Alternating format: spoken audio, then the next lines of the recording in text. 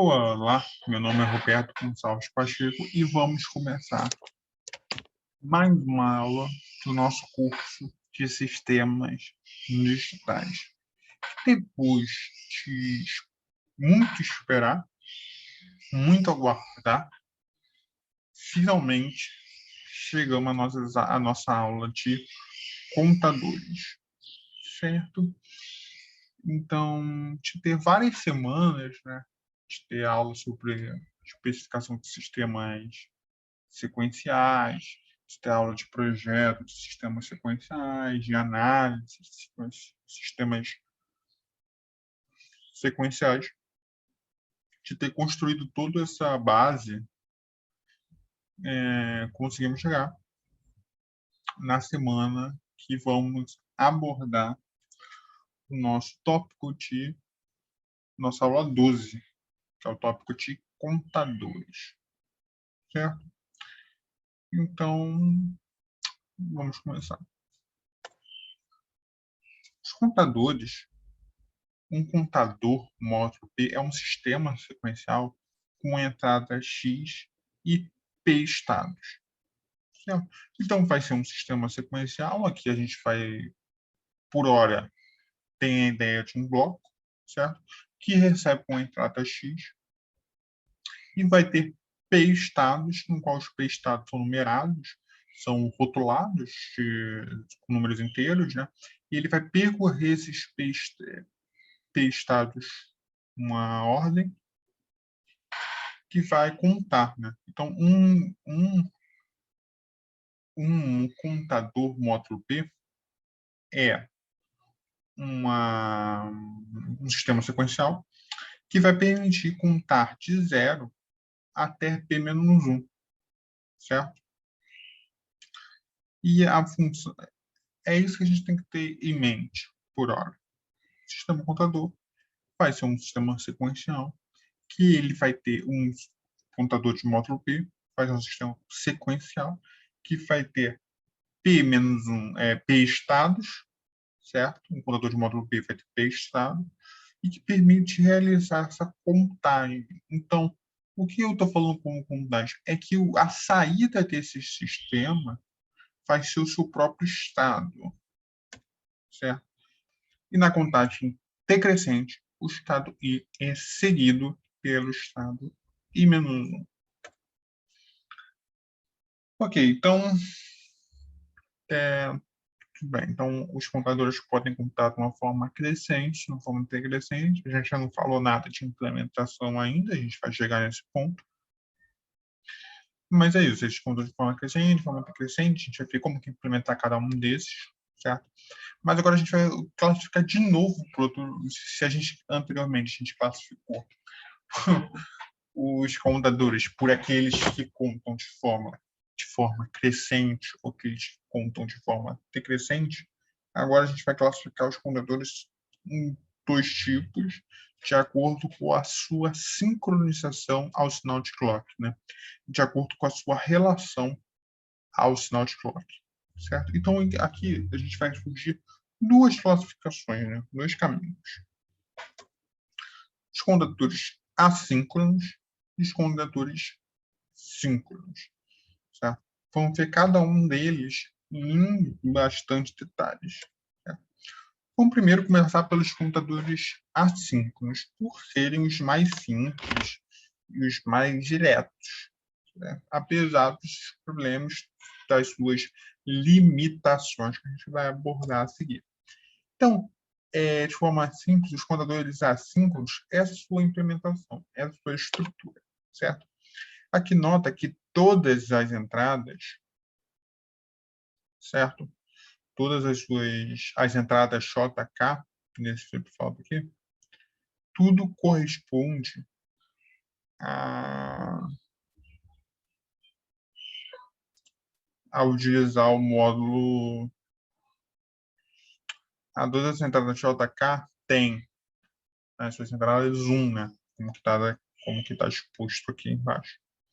Então aqui tem um, sempre aqui tem um, sempre fazendo esse papel de comutação. O que é comutação? Eu vou usar muito essa palavra comutar nessa aula. E como está aqui, a gente está se referindo a essa ação do flip-flop JK, dos flip-flops, de ter essa capacidade de alterar para o seu estado oposto, certo? Então, se aqui o flip-flop tinha armazenado, né, a sua saída era 1, quando você aplica uma entrada 1, 1, você vai achar que a saída se inverta, né? Então, como está essa ação de que o estado oposto, o estado seguinte, né, o Q no instante t mais 1, é igual ao Q o estado no instante t barrado. Ok? Então, é isso que a gente está se referindo. Então, aqui a gente já expôs, né, que é essa implementação de um contador assíncrono. Aqui vocês estão vendo que temos 4 bits, né, de saída, temos 4 flip-flops, certo? Então, como eu disse anteriormente, o módulo do contador é igual a 2 elevado a n números, no qual n é o número de flip-flops, certo? Então, a gente pode notar que o módulo desse contador assíncrono mostrado no slide deixa a questão para os alunos tentar responder, mas é 16, certo? Porque 2 elevado a 4, 16, certo? Agora, já que uma vez a gente expôs, né, apresentou essa implementação, vamos começar a observar e a descrever essa implementação aqui para a gente entender, para a gente entendê-la com mais profundidade. Vamos fazer uma análise do contador assíncrono. Primeiro, a gente pode notar que a primeira observação, a mais clara, é que apenas o flip-flop A, o pulso de clock, né, o sinal de clock, é apenas implementado, é apenas aplicado, empregado no flip-flop A. Todos os demais, e todos, além disso, que todas as entradas JK é igual a 1 em todos os flip-flops. Além disso, né, a saída do flip-flop A é empregado como clock do flip-flop B. E a saída do B é empregada como clock do flip-flop C. Em outras palavras, a saída de um flip-flop é utilizada, é empregada como a entrada do sinal de clock para o flip-flop mais significativo, né? Superior. Aqui, calma, vamos fazer uma pausinha aqui, que é fundamental, porque a gente está fazendo, está falando e tal, mas é sempre bom fazer essas pausas, porque a gente percebe na fala o que pode estar gerando uma ambiguidade e dúvida aos alunos.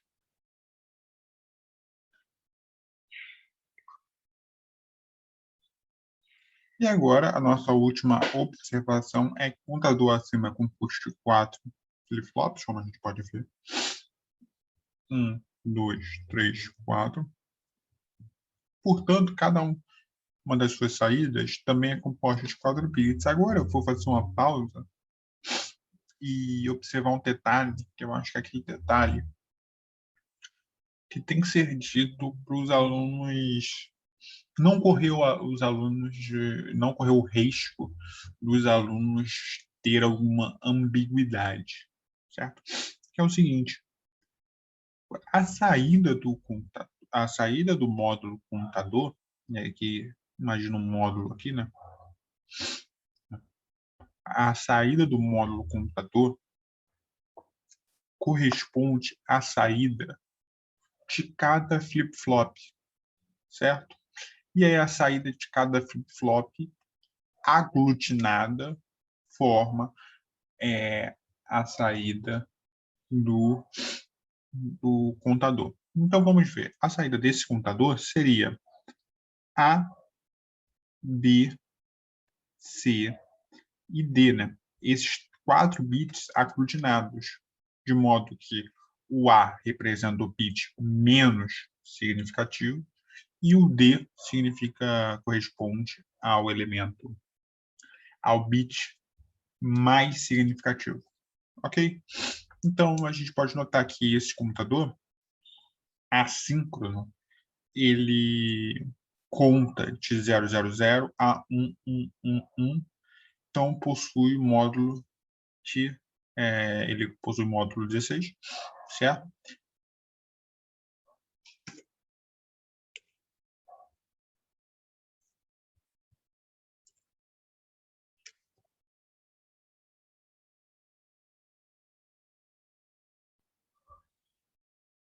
Então, a gente pode notar que eu corrigi aqui o detalhe, que possui módulo 16 e conta de 0 a 1111.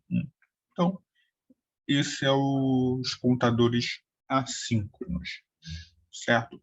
Quais as principais características? Eles não estão sincronizados no clock, exceto pelo flip-flop A, que recebe sinal de clock.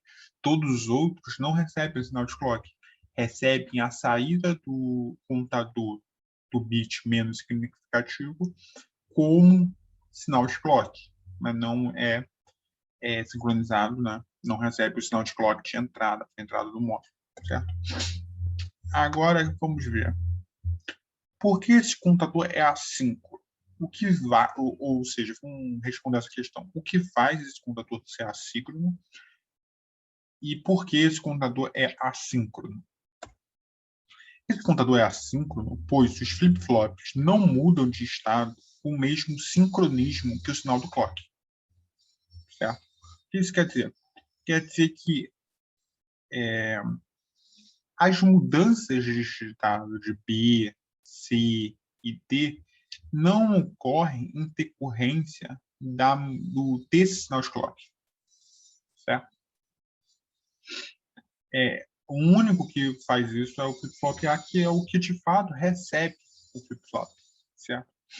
Então, o que a gente pode falar é que esses contadores não são sincronizados com o sinal de clock. Portanto, é um contador assíncrono, né? Que quer dizer não sincronizado ao sinal de clock. Okay? Por exemplo, o FFB, né? Esse flip-flop B aqui, ele tem que esperar uma transição, uma borda negativa da saída do ar para que ele mude de estado, para ele se modificar. Ele não tem relação direta com o sinal de entrada do flip-flop. Ele espera que o ar comute, né, tenha uma borda negativa, para que ele possa modificar o seu estado. Certo? Então, o flip-flop B ele está sincronizado ao flip-flop A e não ao sinal de clock. Certo? Portanto, esse contador, cada um desses flip-flops são assíncronos, né? Eles não estão sincronizados. Certo? Agora a gente vai ver o funcionamento desse flip-flop, desse contador assíncrono. A gente está considerando aqui que eles são iniciados todos em 0, certo? Querendo fazer uma contagem, um contador crescente, então ele faz uma contagem na ordem crescente da sequência, certo? E todos se iniciam na sua forma 000, ok?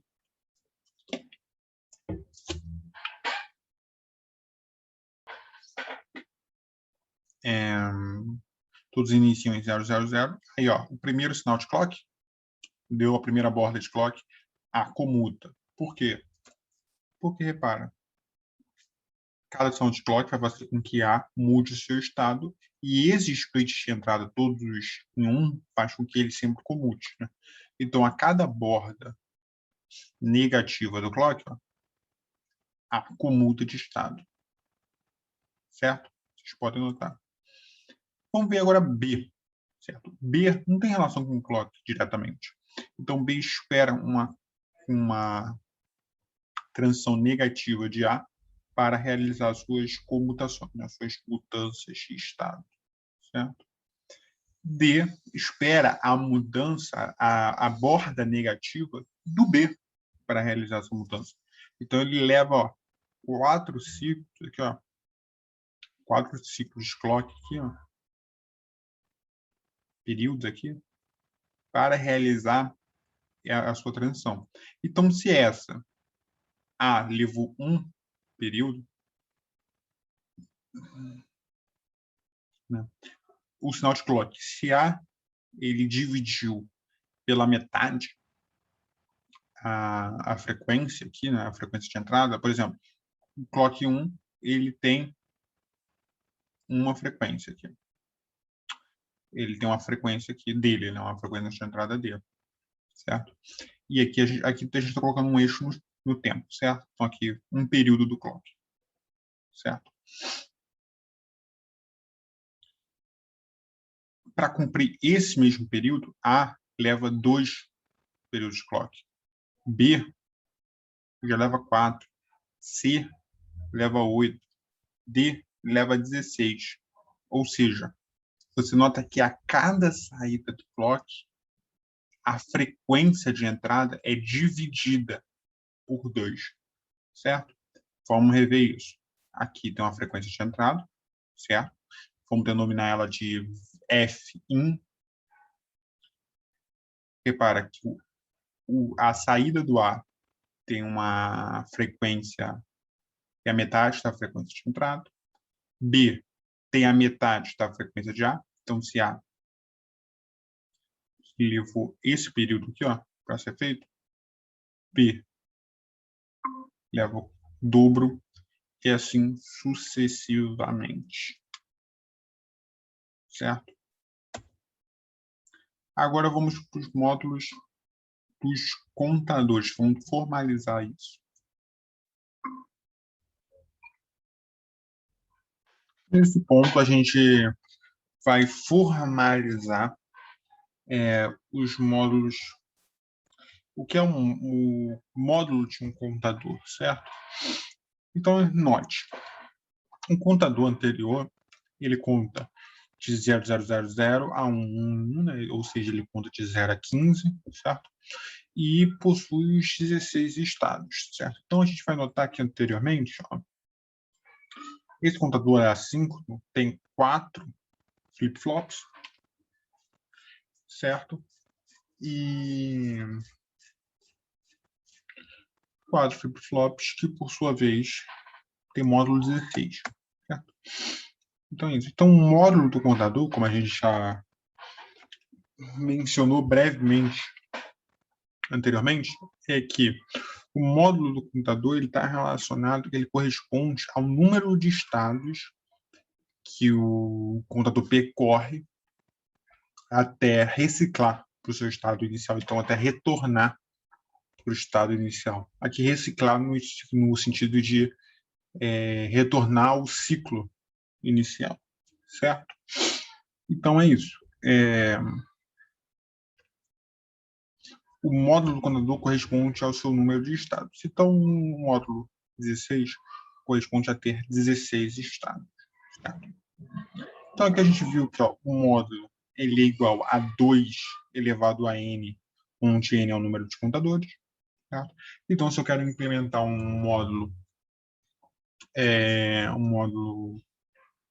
8, eu preciso de 3 flip-flops. Se eu quero implementar um módulo 128, preciso de 7 flip-flops interligados de forma assíncrona, assim.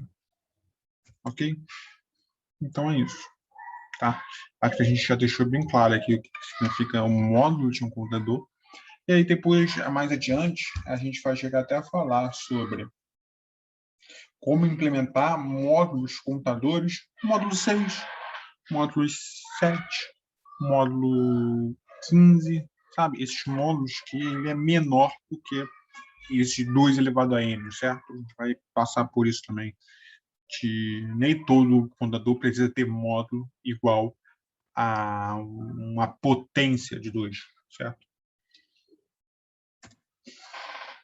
Então, note o seguinte.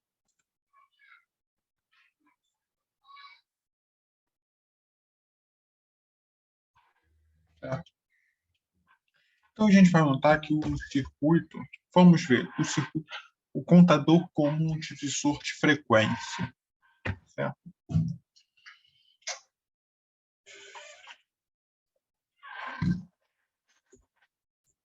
Vamos ver aqui. A gente viu anteriormente que a cada flip-flop, né, a saída de cada flip-flop, ele divide o clock tem sua entrada pela metade. Então, aqui o clock de entrada tem uma frequência, a saída do flip-flop A tem a metade dessa frequência, a saída do flip-flop B tem 1/4 dessa frequência. Então, a cada flip-flop conectado, nós temos no contador assíncrono, a gente tem essa divisão de frequência, certo? Vocês podem notar aqui por acompanhando do formato da onda, da forma da onda, certo?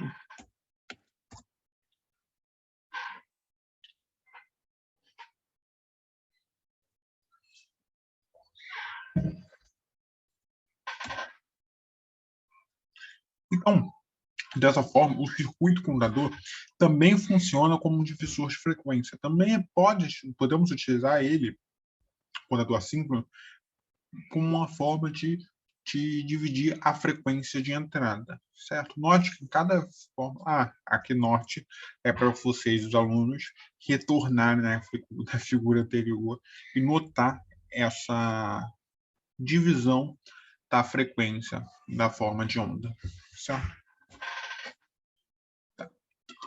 Portanto, em qualquer computador, o sinal na saída do último flip-flop apresenta a frequência de saída igual ao clock de entrada dividido pelo módulo do contador. Então, o que eu estou falando nessa frase é o seguinte.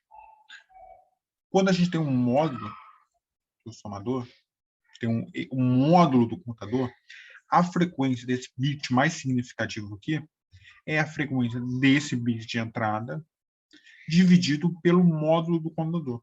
Por quê? Porque se a cada divisão ele divide a metade, né? Então o módulo, a divisão total, vindo aqui no sinal de saída do bit do flip-flop mais significativo, corresponde ao módulo de entrada dividido pela frequência de entrada dividido pelo módulo, ok? Dado que o módulo é 2 elevado a n, certo? Então, é isso, certo? É isso que essa frase aqui está nos dizendo. Tem um errinho aqui, então depois a gente vê. Contadores assíncronos funcionam dessa forma, certo? Então você note que ele começa a contar. Aí quando ele chega no final do seu módulo, ele recicla para 0. Então se vocês contarem o número de transições aqui, vocês vão ver que está exatamente ao seu respectivo módulo 16, certo? Essa figura vocês podem olhar para olhar essa coisa, essa característica da divisão de frequência, certo? Então a gente vai ver que, olha só, a frequência de saída ela é igual à frequência de entrada dividido pelo módulo do contador. Em outras palavras, a frequência de saída é igual à frequência de entrada dividido por 2 elevado a n, onde n é o número de flip-flops, certo?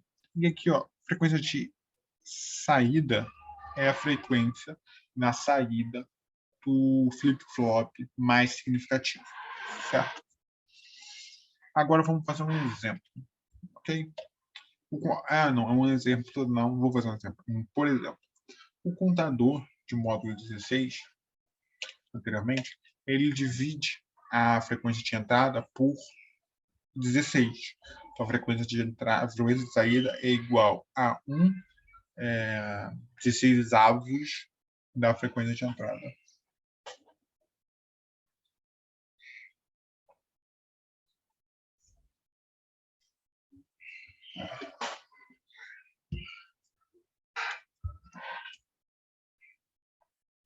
Ok, então vocês podem notar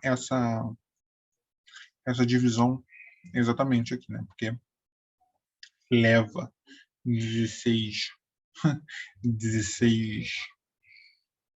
ciclos de clock na entrada para ele completar uma forma de conta, certo?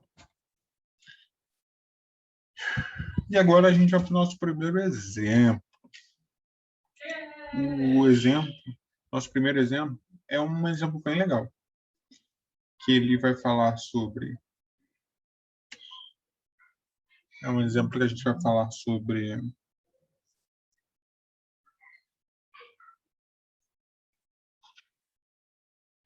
Então, nesse ponto, vamos fazer esse exemplo aqui, o nosso primeiro exemplo de divisão de frequência. Considere que a frequência na rede elétrica seja de 60 Hz, certo? Então, a gente vai querer implementar um divisor de frequência que nos permita reduzir essa frequência para 1 Hz, certo? Então, queremos... esse aqui é um exercício para vocês, tá? Certo? Para vocês implementarem, certo? Então, note, você quer ter você tem uma frequência de 60 Hz, seja, e você quer dividir essa frequência até que ela se torne 1 Hz, certo? Então, note bem, você tem que implementar o seguinte: você que tem um computador, tá? Assíncrono, para ir fazer essa divisão de frequência, certo? Mas quanto que vocês precisam? Você precisa reduzir 60 nessa frequência. Então, vai ser 60 dividido por 60, vai dar 1 Hz, certo? Agora, como implementar um contador assíncrono de módulo 60, que é a questão que eu deixo para os alunos se divertirem, certo? Mas eu recomendo todos fazerem. Vou dar algumas dicas, que é o seguinte: você implementa um contador módulo 64, certo? Então, você vai utilizar 60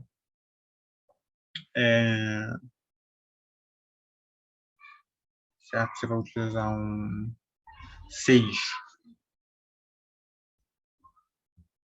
flip-flops, certo? De modo a dividir, que cada um deles seja dividido na metade, certo?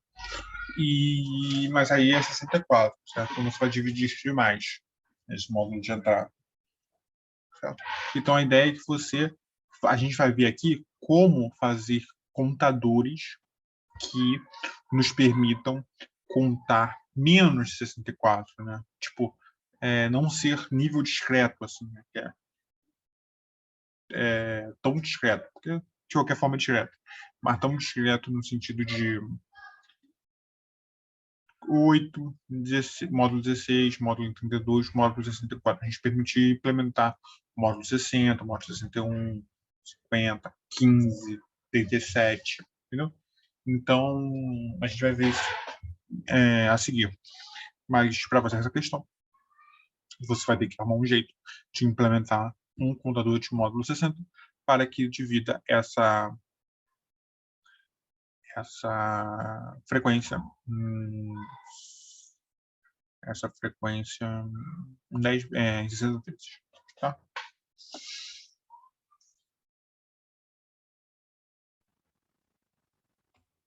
E agora, beleza, o atraso de propagação, a gente notou até agora que implementar um contador assíncrono é muito simples. Por quê? Porque ele só necessita que a gente conecte a saída do computador à entrada do clock do computador, do flip-flop subsequente, certo? A gente viu isso até agora.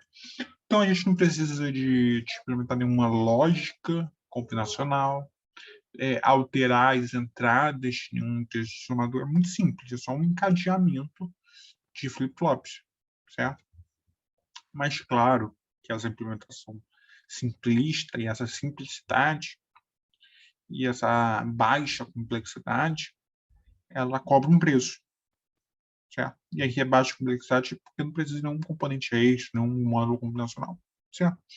Mas claro que essa simplicidade, ela cobra um preço, certo? Um preço a pagar. E o preço a pagar nesse caso aqui é o atraso de propagação. Vamos ver por causa disso. A grande desvantagem dos contadores assíncronos é causado pelo seu próprio princípio de operação. Né? Ou seja, o próprio princípio de utilizar a saída de um flip-flop como sinal de clock do flip-flop subsequente é a causa, é a origem dessa desvantagem grave. Certo? Então, vamos ver o seguinte. Se esse flip-flop aqui ele tem um atraso TP, certo? Então, esse flip-flop aqui vai ter que esperar esse atraso de propagação do flip-flop A para poder reagir. E esse daqui, por sua vez, vai esperar o atraso de propagação do A, do B e dele próprio para reagir, né, para emitir uma saída, certo? Então, nota que o B vai ter que esperar o dele e o A, o C vai ter que esperar também, todos os anteriores. Então, assim sucessivamente, o flip-flop N vai ter que esperar N vezes DP, sendo DP o atraso de propagação dos flip-flops. Estou considerando que todos os flip-flops têm o mesmo atraso nesse caso, mas enfim, é isso. Então, aqui, ó, o terceiro demorará 2, e assim sucessivamente, certo? Então, o que eu estou falando aqui é que a grande desvantagem do contador assíncrono se dá pelo seu princípio de propagação, certo? E a principal desvantagem é o atraso de propagação. Mais especificamente ainda, a grande desvantagem dos contadores assíncronos é o acúmulo do atraso de propagação, certo? Ou seja, em outras palavras, ele tem um atraso de N vezes o atraso de propagação, certo?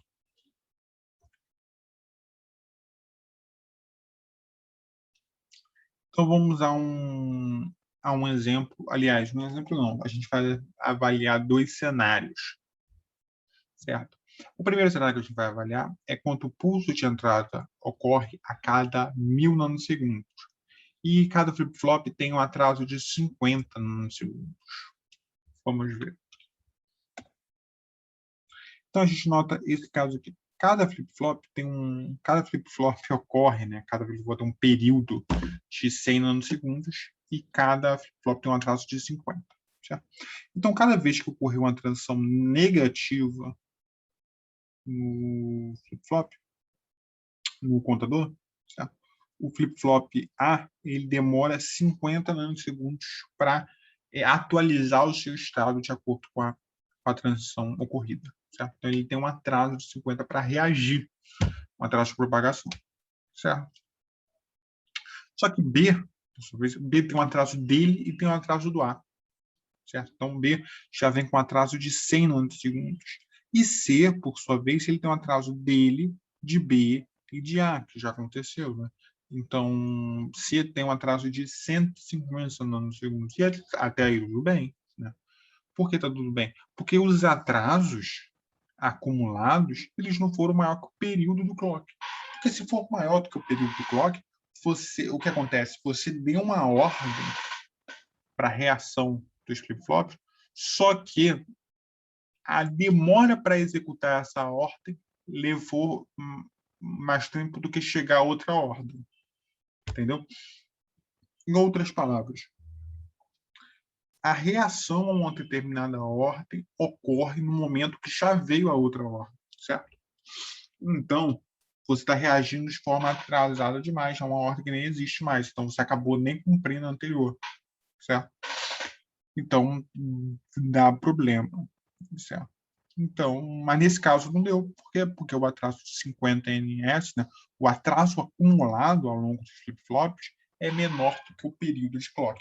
É esse cenário que a gente está avaliando. Certo? Mas aí, certo? Nessa situação, o contador opera corretamente. Por quê? Porque o acúmulo dos atrasos, que é dado por N vezes TP, nessa situação, o contador opera corretamente. Por quê? Porque o acúmulo dos atrasos, dado por N vezes TP, é menor do que o período do clock. Certo? Então, por isso que opera corretamente. No entanto, vamos considerar o cenário oposto, né?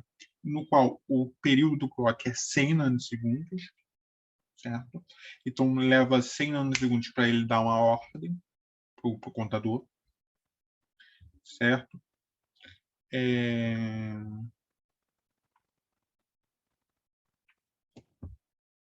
Só que o atraso dos flip-flops tem 50 nanosegundos. Vamos ver o que isso causa. Aqui, claramente, foi alterada a escala, certo? Mas nota que a cada ordem aqui leva 50 nanosegundos para refletir, né? Para reagir. Então, aqui leva 50. Aqui é 100, mas o Liutot fez essa questão de errar para a gente. 100 nanosegundos, então ele atrasa o dobro. Certo? E aqui ele atrasa o atraso desse, o atraso desse. Né?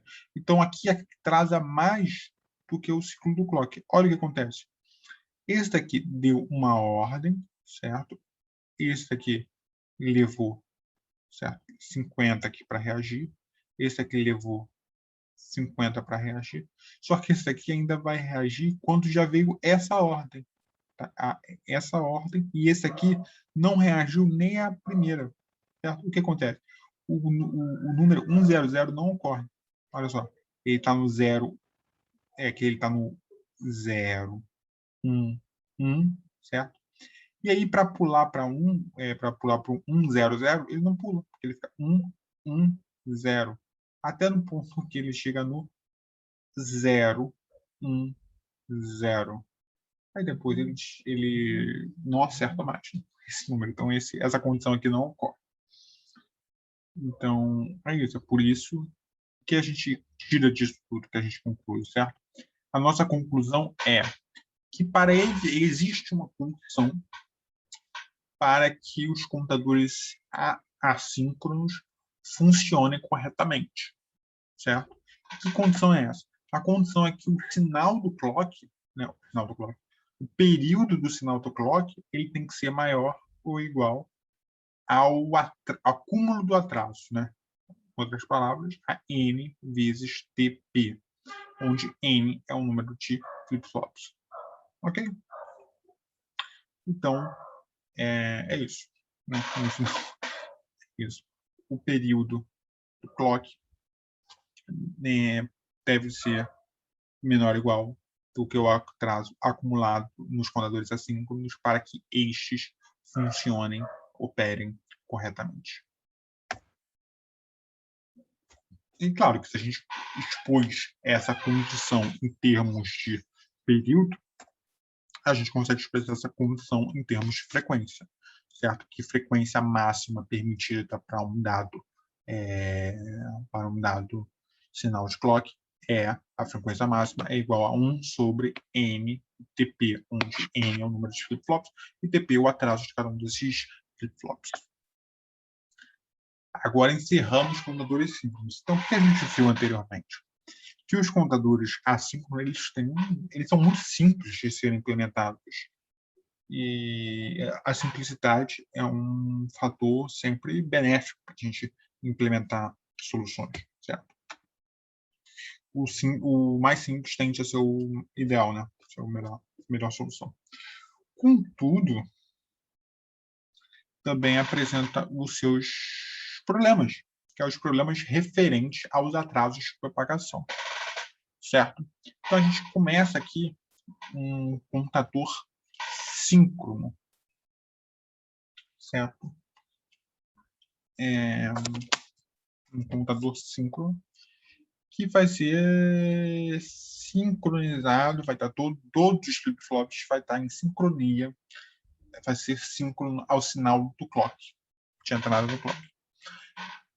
Tá, então, como a gente viu anteriormente, o problema dos contadores assíncronos é o acúmulo de atrasos de propagação dos flip-flops.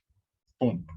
Para superar esse problema, a gente tem a implementação alternativa, que são os contadores síncronos, né, nos quais todos os flip-flops são disparados simultaneamente pelos pulsos de clock, certo? Mas note, vou voltar o seguinte, vou ter que voltar.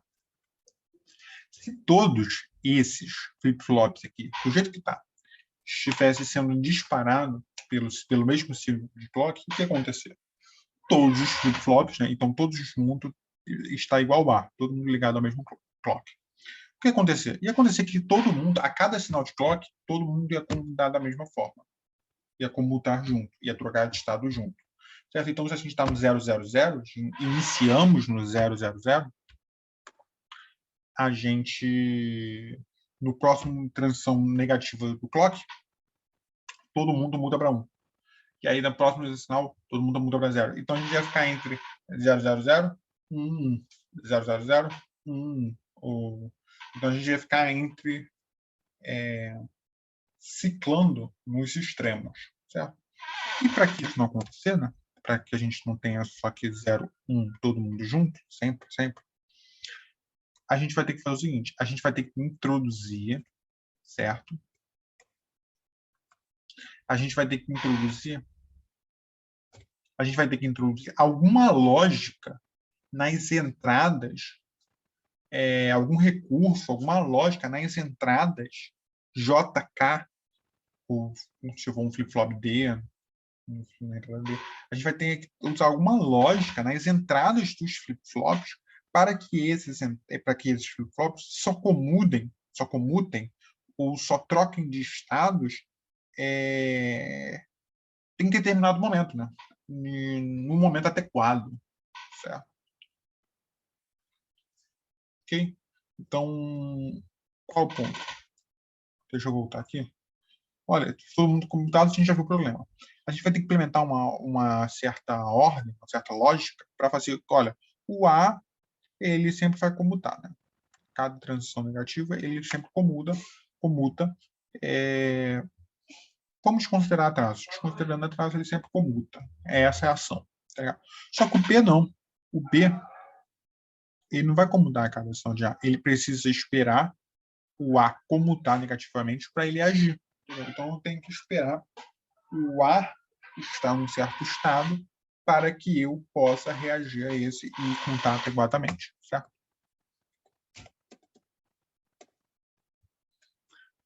Ok? Então, vamos ver como que a gente implementa essa lógica e a partir de que a gente vê essa lógica, a gente tenta explicá-la. Ok? Essa é a lógica. É assim, essa é a implementação de um circuito, de um contador síncrono de 4 bits, no caso. Ou seja, um contador síncrono em módulo de 16. Ok? Olha, vamos fazer algumas observações iniciais. O flip-flop A, ele tem entradas 1, né?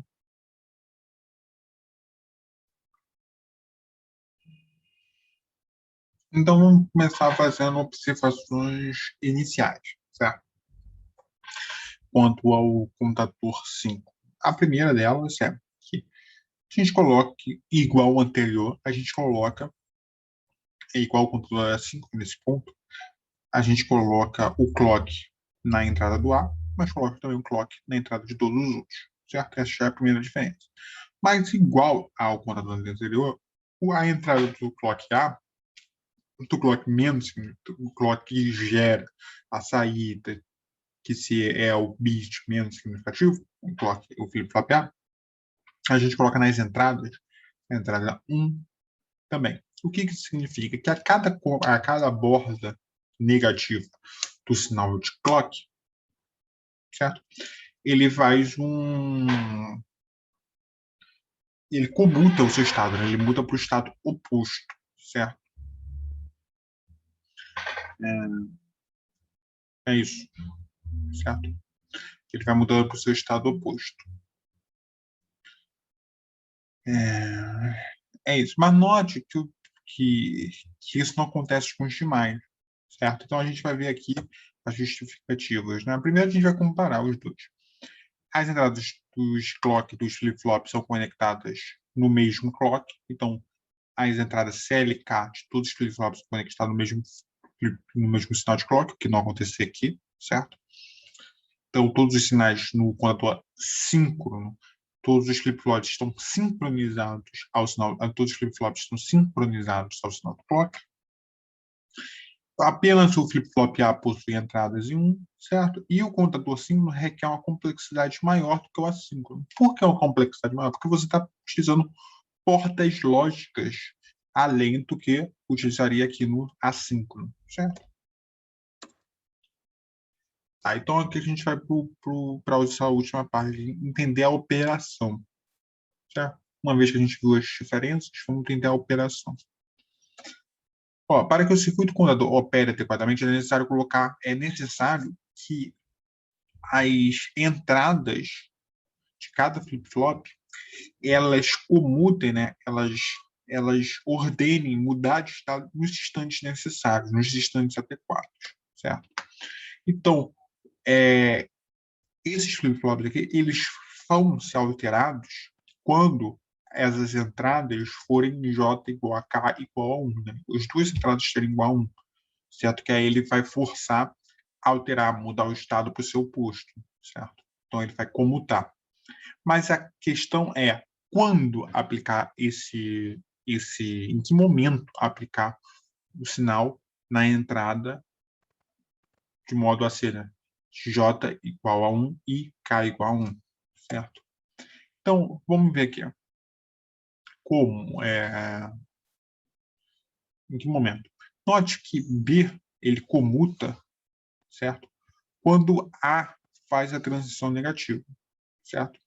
E o sinal C comuta quando B faz a transição negativa e o A faz a transição negativa, certo? Então, a contagem é 0, 1, 1. Para o C receber 1, a gente tem que fazer o A e o B serem 1 e eles trocam depois, certo? Então, a gente vai ver aqui, ó. Primeiramente, a gente vai analisar essa contagem para terminar a operação de como implementar aqueles circuitos lógicos, certo?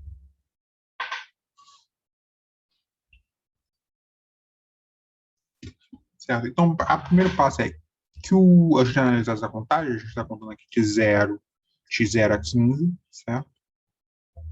Note que a cada sinal de clock, A sempre comuta. Não importa o que acontecer, A sempre comuta. Por causa disso,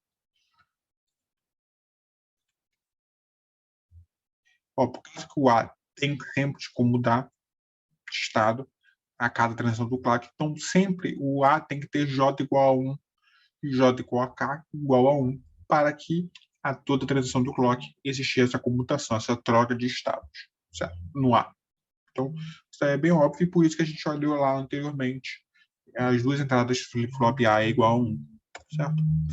Agora, nota o seguinte, note que B só comuta, né? A contagem aqui, ó, ela mostra que B só vai comutar quando A comutar de 1 para 0.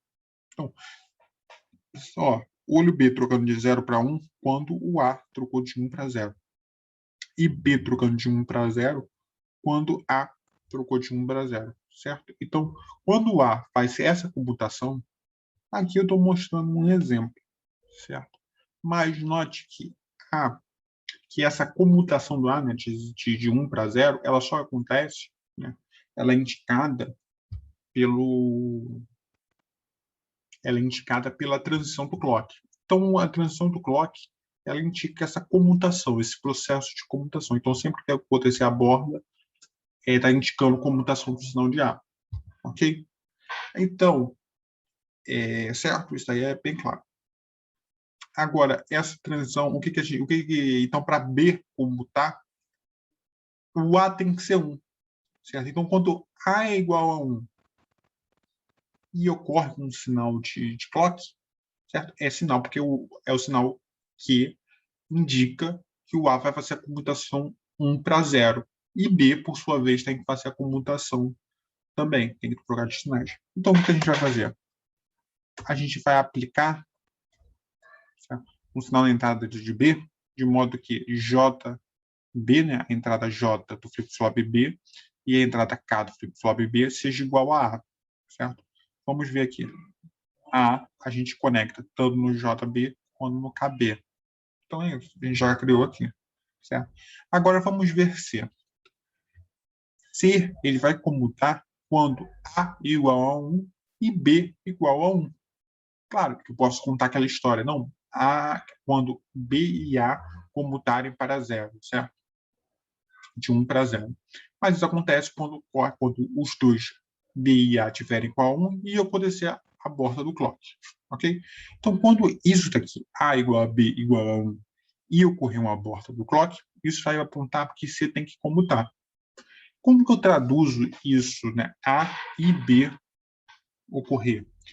É simplesmente A AND B, certo? Então, a entrada de J do flip-flop C e de K do flip-flop C tem que ser essa lógica, né? A AND B. Vamos ver aqui como funciona? Isso aqui também vale para o flip-flop JKD. Né? Então, vamos ver como a gente conferir aqui. Então, a entrada JK do outro também tem essa lógica do AND, certo? De A e B. E a do D, por consequência, ela recebe C, B e A num ente só, e é inserido nas entradas JD e KD. Ok? Então, o princípio básico é o seguinte. O princípio básico do contador síncrono é que cada flip-flop deve ter as suas entradas conectadas, né, as entradas JK, conectadas de modo que estejam no nível alto apenas, ou seja, as entradas recebem nível alto, nível 1, apenas quando as entradas de todos os flip-flops anteriores, menos significativos que esse, estiverem também alto, certo? Então, o flip-flop C só recebe entrada JC e KC igual a 1 quando o flip-flop B e o flip-flop A estiverem também em nível alto, ok? Certo? Então, essa é a cooperação total do flip-flop B. E isso continua para todos os outros já. Então, por um lado, a vantagem, né? Vamos ver as vantagens e desvantagens desse flip-flop. Nos contadores síncronos, todos os flip-flops estão sincronizados com o clock. Todos os flip-flops estão sincronizados com o clock porque eles recebem o sinal de clock nas suas entradas CLK, que mostramos anteriormente. Então, você não há um acúmulo de atrasos. Não, claro. Por quê? Porque todos os flip-flops estão ligados ao clock. Então, quando o clock dispara, todos estão aptos a disparar. Não existe um acúmulo. Certo? Tipo, ou em outras palavras, para um flip-flop B reagir, ele não precisa esperar a reação do flip-flop A. Ele não precisa esperar o atraso de propagação do flip-flop A. Ele só vai reagir. Ele tem só o seu próprio atraso de propagação. Certo? Então, dessa forma, o atraso de um contador síncrono, ele corresponde ao atraso de cada um dos flip-flops, certo? E da lógica AND, né? Então, aqui, ó, o atraso do contador é igual ao atraso do flip-flop mais o contador da porta AND. Aí, caso vocês queiram ainda refinar ainda mais e falar, olha, os flip-flops os flip-flops D, A, B, C, D que a gente viu anteriormente, eles por algumas razões de fabricação. Ou pela razão D, um está fazendo um movimento de low para high e o outro de high para low, né, de transição negativa, eles têm atrasos de propagação diferentes, certo? Então, a gente pode entender que o atraso total dos contador 5 seja um máximo, né? Um máximo do atraso de propagação dos flip-flops, certo? Então, a gente pode entender dessa forma. Se a gente quiser refinar ainda mais essa expressão, certo?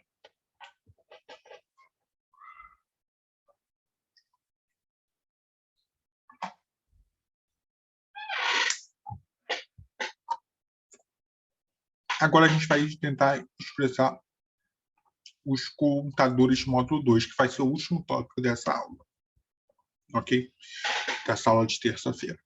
Note que os contadores vistos anteriormente, eles estão limitados a contar de 2 em 2n, né? De 2 elevado a n, com esses intervalos. Então, o módulo 3, o contador de módulo 8, ele conta até de 0 a 7. Depois a gente tem um n, né? N igual a 3, cria um contador de módulo 8. A gente coloca mais um flip-flop, a gente cria um contador de contador síncrono de módulo 16. Acrescentamos mais um flip-flop, contamos até de 0 a 31, né? De módulo 32. Então, a gente está dando esses passos. No entanto, a gente pode querer um contador de módulo K. De módulo K, tal que K seja menor do que 2n, certo? K esteja entre 2n menos 1 e 2n, ou a gente vai ter n flip-flops se queremos implementar até 2n, certo? Então, a gente não quer criar contador de 8, módulo 8, quer criar contador de módulo 6, certo? Então, vamos ver esse diagrama de estados. O contador, ele tem módulo... A gente vai implementar um contador de módulo n, certo? Aqui. Certo? Então, aqui no nosso exemplo, módulo 16, ele pode contar de 0 a 15, mas quando ele chega no K, K-1, a gente quer criar um contador menor. Então, a gente vai simplesmente fazer com que, quando ele chega em K-1, ele cicle para 1, né? Para 0, para o estágio inicial, novamente, certo? Então, olha que legal. O princípio básico de um contador módulo K menor do que 2n é aplicar um sinal de clear. A gente aplica um sinal de clear quando quando a contagem chegar em K. Ou seja, se você quer criar um contador de módulo K, quando eu chego em K estados, né? Ou quando eu chego em K-1, certo? Quando chega em K-1, né, a contagem chegar em K-1, então, o princípio básico para construir um contador síncrono de módulo K, tal que K seja menor do que 2n, é aplicar um sinal de clear no momento que a contagem atingir K-1, certo? Então, em outras palavras, qual é a ideia? Eu estou contando de 0 até 2n, 2 elevado a n, certo? Que é o módulo total. Quando eu chegar eu implemento, né, n módulos, certo? N flip-flops, não módulos, n flip-flops, certo? Então, permito contar até de 0 até 2n menos 1, certo? Ok? Só que quando eu chegar a K-1, quando a contagem chega a K-1, eu dou um sinal de clear nesses flip-flops. Então, a ideia é que, quando eu aplico o sinal de clear, aquela entrada assíncrona, não importa o que tiver no flip-flop ou nos contadores, todos retornam, as saídas de todos os flip-flops retornam a 0. Ok? Então, o que eu preciso para criar um contador de módulo K menor do que 2 elevado a n é determinar o momento de aplicar esse sinal de clear, né? Determinar um circuito, uma lógica combinacional, de modo que ela receba o binário de K menos o de K, certo? O binário de K, e produza um sinal um sinal que vai ser aplicado no clear, ok? Então, vamos implementar um contador de módulo 6, certo? Consequentemente, um que conte de 0 a 5. Okay? Então, a ideia é aplicar um sinal de clear quando atingir 1, 1, 0, certo? Quando atingir 1, 1, 0, que é o 6, correspondente ao 6, eu aplico sinal de clear. Então, veja o seguinte. Esse aqui é um contador síncrono comum, certo?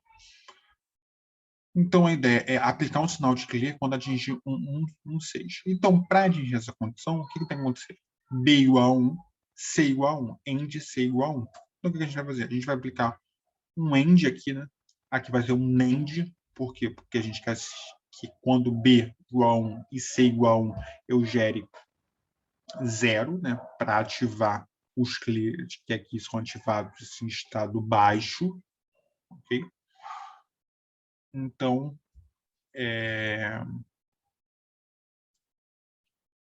eu quero exatamente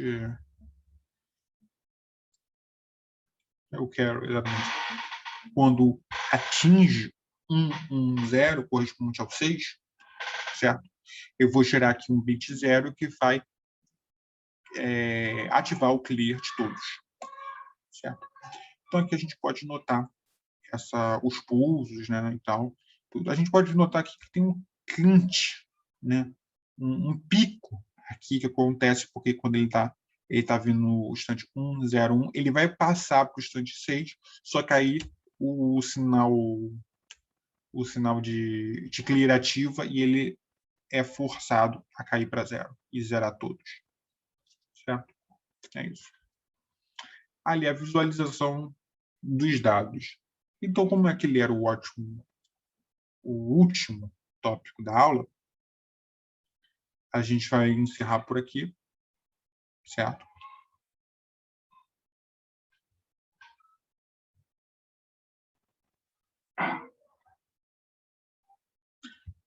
Então, vamos para a parte de visualização dos estados do contador. Então, vamos considerar implementar um contador de módulo 6, como apresentado anteriormente, né? Só que agora a gente vai adicionar LEDs para mostrar os resultados, né? Mostrar algum indicativo que aquele bit, o bit de saída é igual a 1, certo? Então, quando for o bit de saída de cada um dos flip-flops for igual a 1, a gente acende o LED.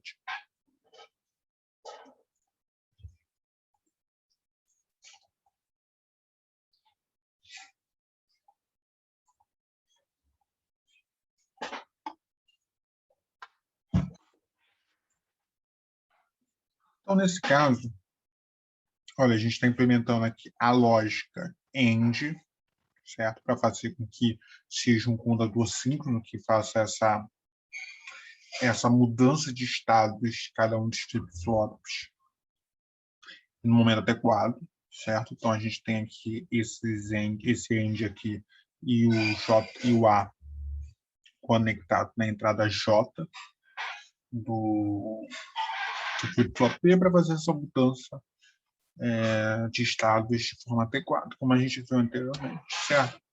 E aí depois, além disso, a gente coloca o seguinte, a gente tem o contador de módulo 6, certo? Então a gente vai implementar essa porta NAND aqui para fazer o clear quando atingir 1, 1, 0. Então, B igual a 1, C igual a 1, certo? Ok. Então essa parte aqui é para implementar o reiniciar quando atinge a contagem 6, ok? Além disso, para mostrar os resultados, a gente faz o seguinte, o C, quando ele produz sinal de saída igual a 0, o que vai acontecer? Esse daqui vai inverter, certo? Então, aqui vai ser 1, e isso aqui não vai acender. Por quê? Porque não vai ter uma queda de tensão, certo? Para fazer isso aqui acender. Então, quando aqui for 0, o LED fica desligado. Mas quando aqui for 1, certo? Aqui vai se inverter, então aqui vai vir 0, certo? E aqui vai acender por causa da queda de tensão. Então, se a gente duplicar essa fórmula de acender, quando a saída do flip-flop for igual a 1, acende-se os LEDs. Ok? Então, é isso. Certo? A gente pode implementar essa fórmula aqui para mostrar os resultados de cada um da contagem, certo? Agora a gente vai estudar o contador tecático, o contador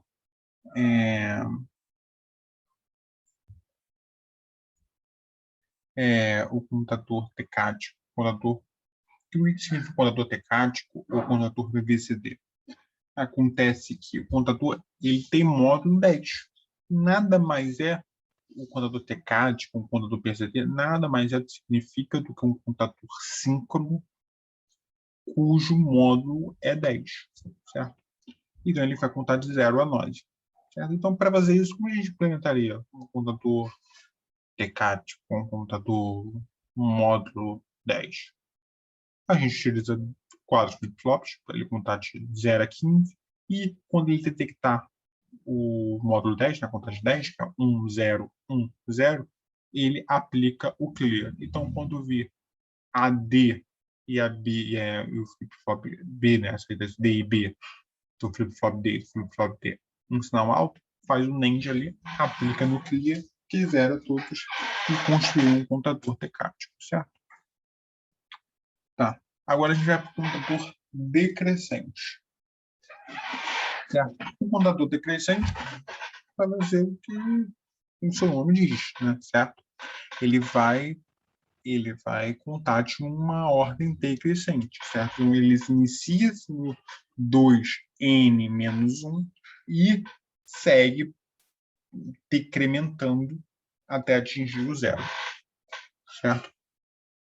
Um contador decrescente sim pode ser implementado igual. A implementação ela é muito similar, praticamente idêntica à implementação de um contador crescente.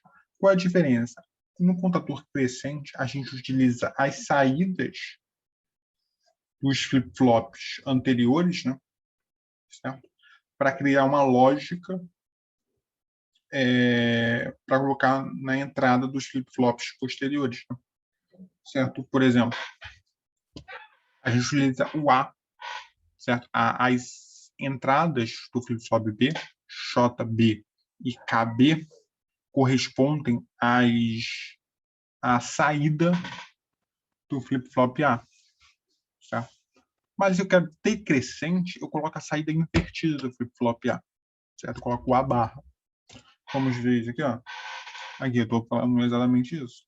Ao invés de colocar a saída A, a gente coloca a saída inversa do A. Certo? Então, a gente pode ver o seguinte. É exatamente a mesma implementação, só que ao invés de utilizar A, a gente coloca o A barra. Ao invés de utilizar o B e o A como end, a gente coloca o B' e o B' e o B barra e o A barra. E assim sucessivamente para todos. Então a gente coloca, e além disso, claro,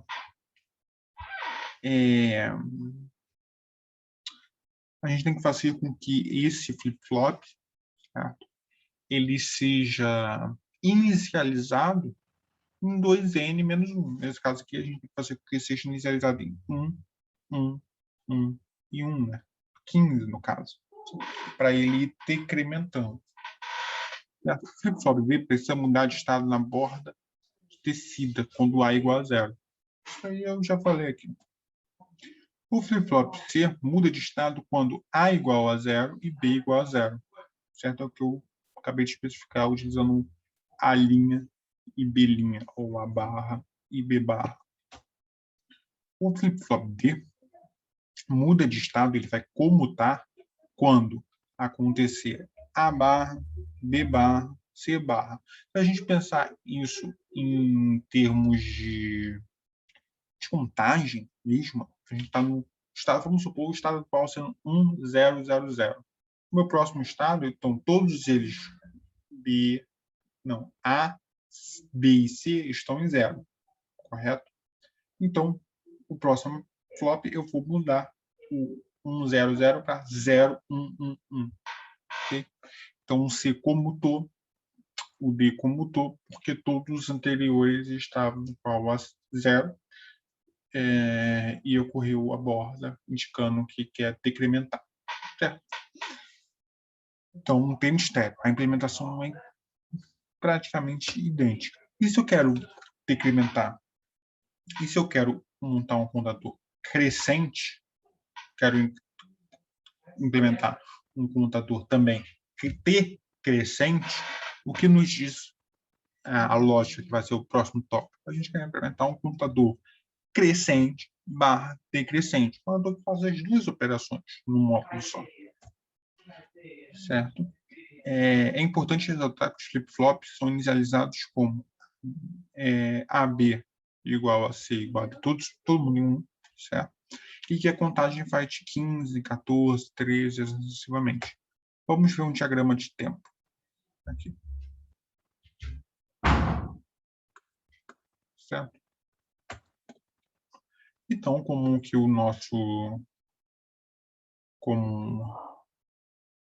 a ideia, né, como a lógica nos diz, o próximo tópico vai ser justamente um contador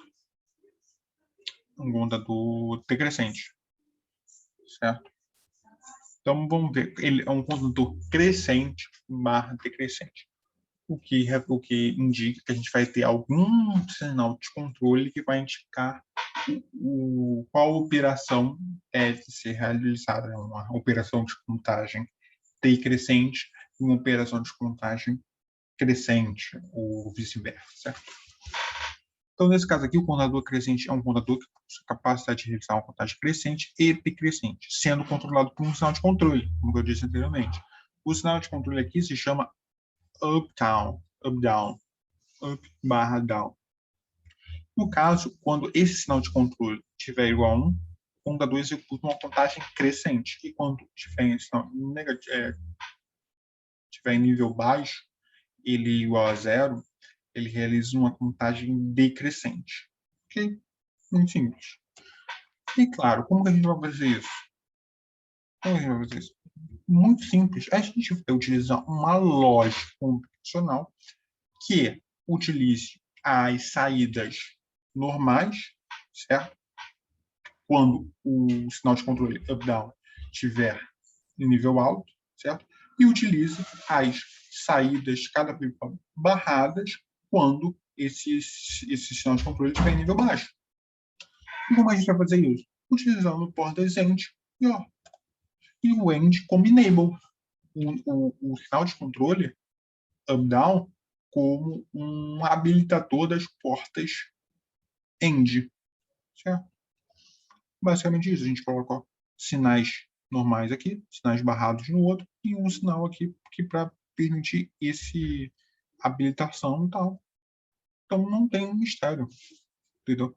E simplesmente, vamos ver como que isso permite a implementação de um contador crescente barra decrescente.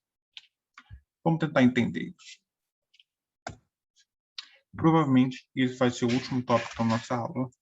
Se o up barra down for igual a 0, vamos ver, ele vai realizar uma operação de contagem decrescente, ok? Então, vamos ver o que acontece.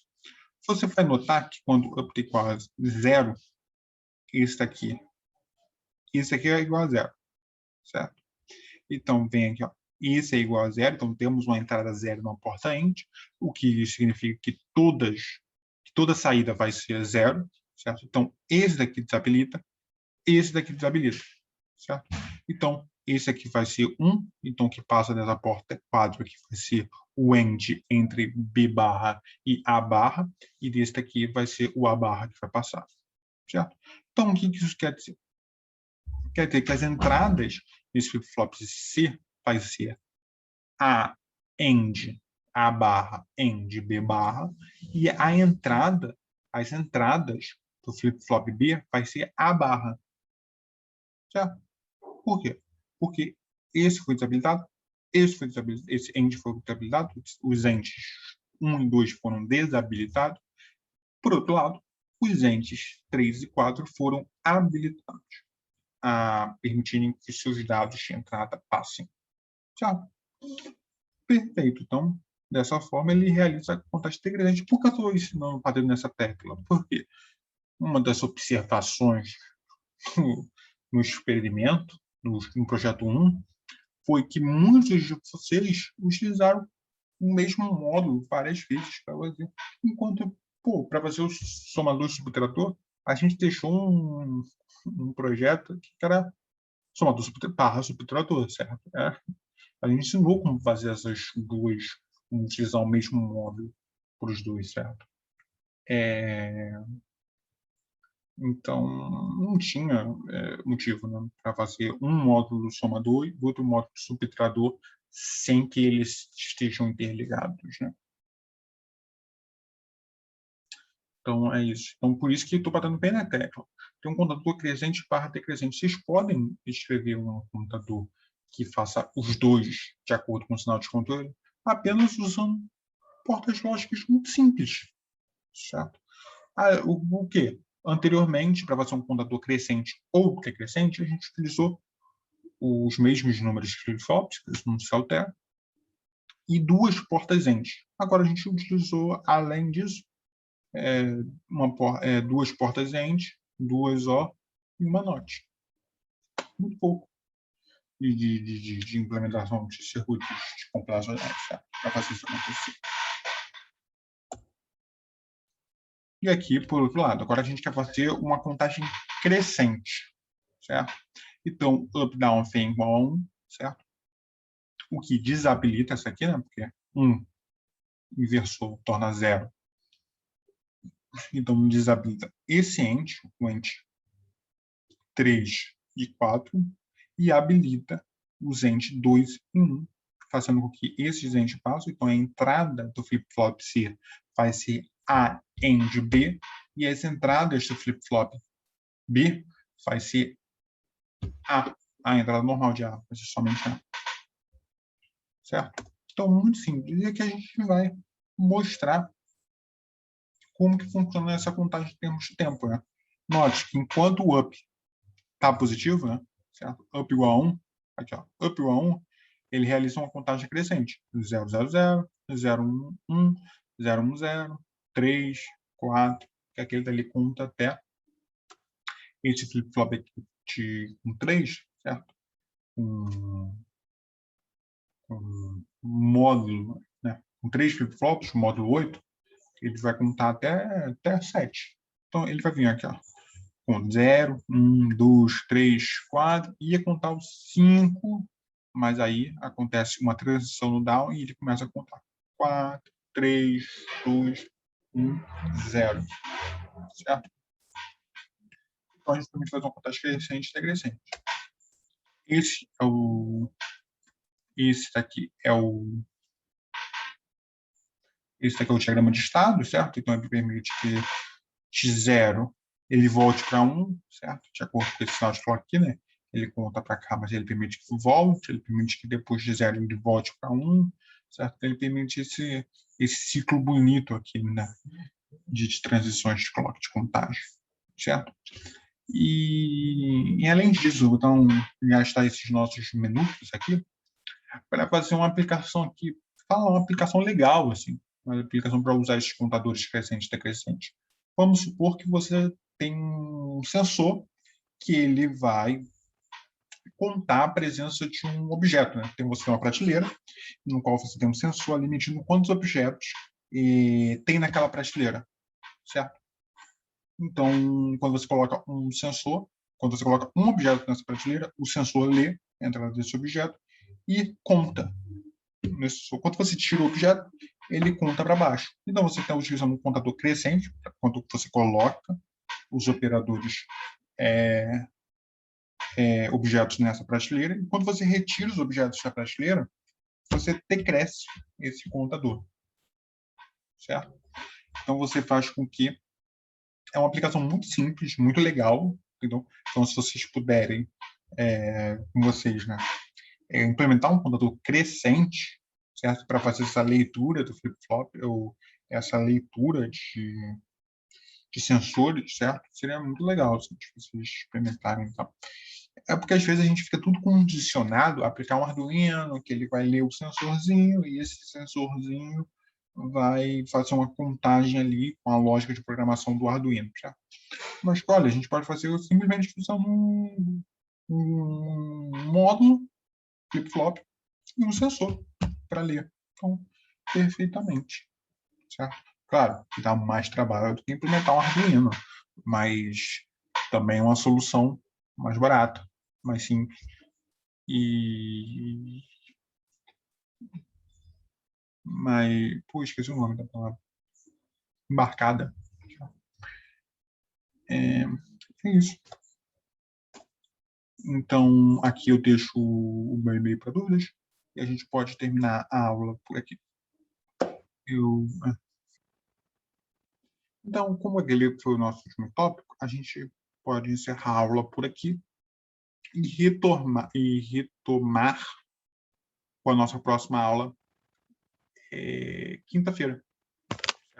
Aí, quinta-feira tem uma aula nova que a gente vai partir do ponto de visualização, mostrar os LEDs, como mostrar os contadores, né? Que vocês já tiveram muitos contatos, muito contato, que é mais aprofundado, com LEDs de 7 segmentos para mostrar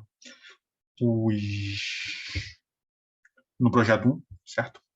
E depois a gente vai para os contadores com carga paralela e abordar coisas como contar de A até B, sendo que A maior do que zero e B ele ser menor do que 2n, então a gente cria um contador intermediário, né? Que ele conta num dado intervalo de números naturais. E é isso que a gente vai ver na próxima aula. Então, até quinta, certo?